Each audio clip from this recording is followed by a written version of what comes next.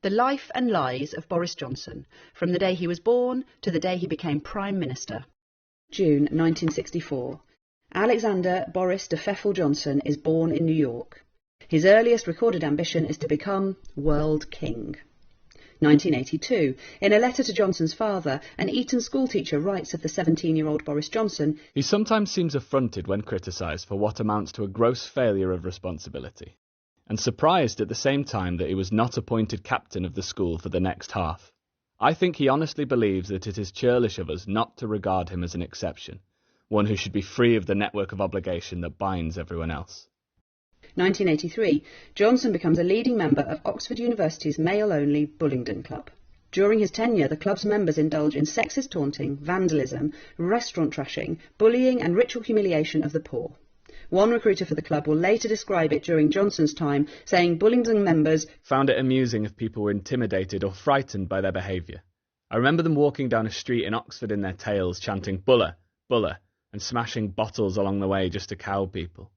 Boris was one of the big beasts of the club. He was up for anything. They treated certain types of people with absolute disdain and referred to them as plebs. 1984. Sixth former Damien Furness visits Johnson's Oxford College for his entrance interview. Many years later he will relate what happened. "I was staying the night and had an evening to kill in the college bar. Johnson was propping it up with his coterie of acolytes, whose only apparent role in life was to laugh at his jokes. In the course of my pint, I felt obliged to finish. He mocked my speech impediment, my accent, my school, my dress sense, my haircut, my background, my father's work as a farm worker and garage proprietor, and my prospects in the scholarship interview I was there for. His only motivation was to amuse his posh boy mates." 1987.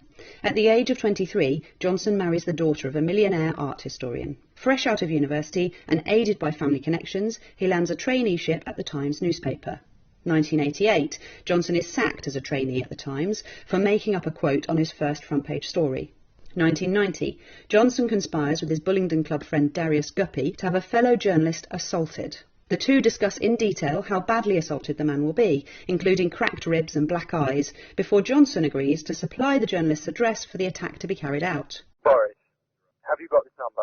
How badly are you going to hurt this guy?" "Okay, let me explain this. You will not be put into intensive care or anything like that." "Okay, Derry, I thought I'll do it. Don't worry." The conspiracy goes nowhere, and no attack happens. 1991. According to a friend of Johnson's wife, an incident occurs in which Johnson displays his frightening temper, after which his wife turns up at the friend's flat in Brussels looking shocked, scared and on the brink of tears. The marriage soon deteriorates as Johnson begins an affair with a barrister. 1993. Johnson gets his barrister girlfriend pregnant and is soon divorced for the first time. 1994. He is now a columnist for The Telegraph and The Spectator magazine. His columns include racially charged invectives such as slamming Nelson Mandela for the, quote, tyranny of black majority rule in post-apartheid South Africa, and describing Chinese workers as, quote, puffing coolies. 1995. He describes the children of single mothers as, quote, ill-raised, ignorant, aggressive and illegitimate, saying it is, quote, outrageous that married couples should pay for the single mother's desire to procreate independently of men. In the same piece, he dismisses working-class men as, quote, likely to be drunk, criminal, aimless, feckless and hopeless. 1998. Delighting in the resignation of gay Cabinet Minister Peter Mandelson for accepting an undisclosed loan from a friend, Johnson describes the gay community as, quote, tank-topped bumboys. 1999. Johnson is made editor of The Spectator magazine, promising owner Conrad Black he will not stand to be an MP. 2000. Johnson begins a relationship with one of his employees. He promises her that he will leave his wife to marry her. He does not leave his wife. 2001. Breaking his promise to the owner of The Spectator, Johnson stands to be an MP. He now promises voters in Henley that if they vote for him, he will step down as editor of The Spectator. That June, he becomes MP for Henley. He does not step down as editor of The Spectator. In a book he writes during the election campaign, Johnson compares equal marriage to a union between 3 men and a dog.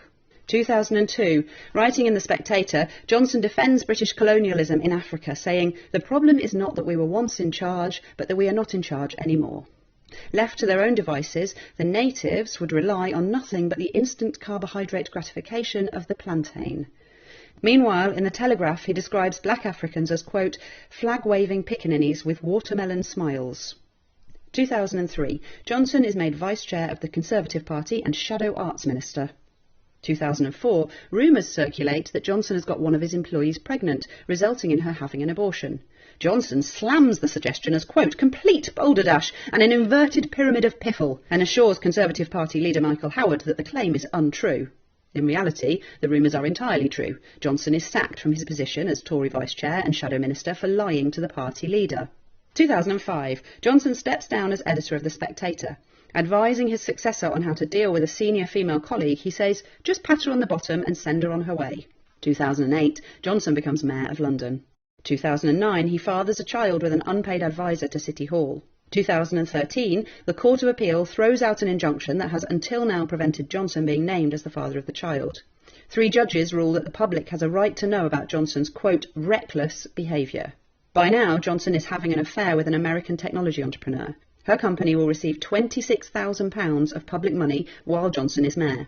She will later receive a £100,000 government grant intended for UK operating businesses, even after relocating to California the previous year. 2014, Johnson denies at least 17 times that he will stand as an MP while still in post as Mayor of London. 2015, Johnson stands as an MP while still in post as Mayor of London. 2016, hedging his bets, Johnson drafts 2 Brexit articles, one pro-Leave and the other pro-Remain.